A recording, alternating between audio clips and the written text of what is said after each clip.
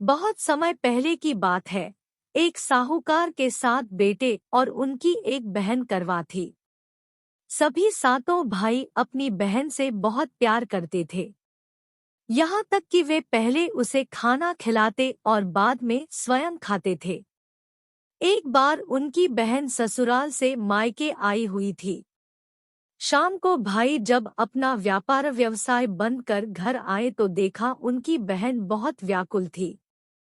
सभी भाई खाना खाने बैठे और अपनी बहन से भी खाने का आग्रह करने लगे, लेकिन बहन ने बताया कि उसका आज करवा चौथ का निर्जल व्रत है और वह खाना सिर्फ चंद्रमा को देखकर उसे अर्घ्य देकर ही खा सकती है। क्योंकि चंद्रमा अभी तक नहीं निकला है, इसलिए वह भूख और प्यास से व्याकुल हो उठी है। सबसे छोटे भाई को अपनी बहन की हालत देखी नहीं जाती और वह दूर पीपल के पेड़ पर एक दीपक जलाकर छलनी की ओट में रख देता है। दूर से देखने पर वह ऐसा प्रतीत होता है कि जैसे चतुर्थी का चांद उदित हो रहा हो। इसके बाद भाई अपनी बहन को बताता है कि चांद निकल आया है, तुम उसे अर्घ्य देने के बाद भोजन कर सकती हो। बहन खुशी के मारे सीढ़ियों पर चढ़कर चांद को देखती है, उसे अर्घ्य देकर खाना खाने बैठ जाती है। वह पहला टुकड़ा मुंह में डालती है तो उसे छींक आ जाती है। दूसरा टुकड़ा डालती है तो उसमें बाल निकल आता है और जैसे ही तीसरा टुकड़ा मुंह में डालने की कोशिश करती है तो उसके पति की मृत्यु का समाचार उसे मिलता है। वह बौखला जाती है। उसकी भाभी उसे सच्चाई से अवगत कराती है कि उसके साथ ऐसा क्यों हुआ।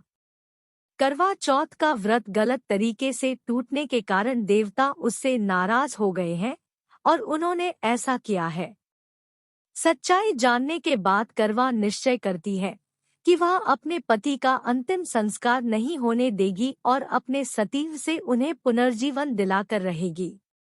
वह पूरे 1 साल तक अपने पति के शव के पास बैठी रहती है, उसकी देखभाल करती है। उसके ऊपर उगने वाली सुईनुमा घास को वह एकत्रित करती जाती है। 1 साल बाद फिर करवा चौथ का दिन आता है। उसकी सभी भाभियां करवा चौथ का व्रत रखती हैं। जब भाभियां उससे आशीर्वाद लेने आती है तो वह प्रत्येक भाभी से यम सुई ले लो, ये सुई दे दो, मुझे भी अपनी जैसी सुहागिन बना दो, ऐसा आग्रह करती है। लेकिन हर बार भाभी उसे अगली भाभी से आग्रह करने का कह चली जाती है। इस प्रकार जब छठे नंबर की भाभी आती है तो करवा उससे भी यही बात दोहराती है। यह भाभी उसे बताती है कि चूंकि सबसे छोटे भाई की वजह से उसका व्रत टूटा था, इसलिए उसकी पत्नी में ही शक्ति है कि वह तुम्हारे पति को दोबारा जीवित कर सकती है।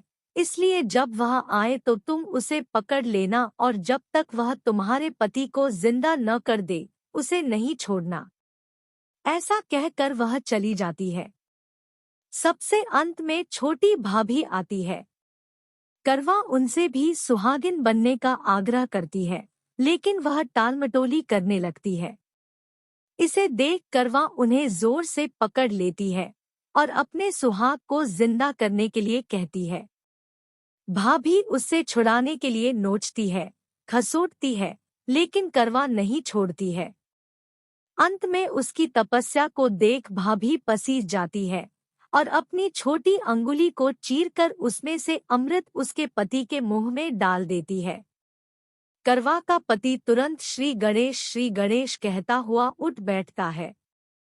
इस प्रकार प्रभु कृपा से उसकी छोटी भाभी के माध्यम से करवा को अपना सुहाग वापस मिल जाता है।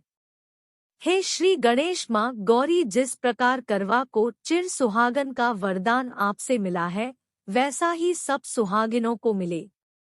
बोलिए गणेश भगवान की जय।